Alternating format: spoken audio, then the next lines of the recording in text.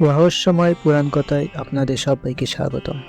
আজ আমরা এমন একটি গ্রামের কথা বলতে যাচ্ছি যেখানে মানুষ সাপ নিয়ে থাকে।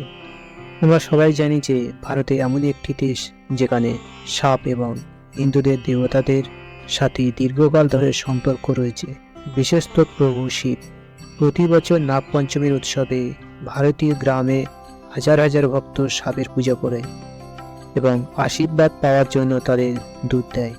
ভারতের শিল্প ও সংস্কৃতি উভয়ের সমন্বয়ে দেখা যায়। শহর থেকে গ্রামে আপনি বিভিন্ন সংস্কৃতি দেখতে পাবেন। ভারতের প্রতিটি গ্রামেই আলাদা আলাদা গল্প রয়েছে এবং এমন কিছু গ্রাম রয়েছে যার মজার তত্ত্ব খুবই কমই মানুষই জানে।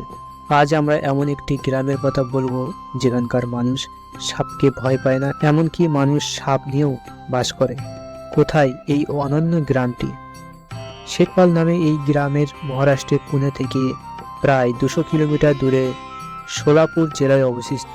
এই গ্রামের লোকেরা সাপকে ভয় পায় না, এমনকি সাপকে তাদের বাড়িতে থাকতে দেয়। সবচেয়ে আশ্চর্যের বিষয় হলো মানুষ অন্য কোনো সাপকে নয়, বরং কোবরাকেও তাদের আশেপাশে থাকতে দেয়। এই গ্রামের সাপের চলাচলের কোনো বাধা নেই।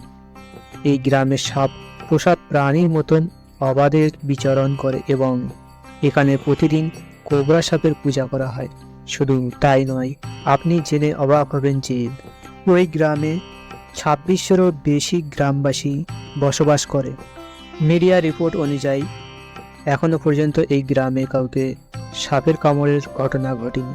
এখানে সাপ ঘরের পাশাপাশি স্কুলের ভিতরে চলে যায়, এমনকি শিশুরা পর্যন্ত সাপকে ভয় পায় না।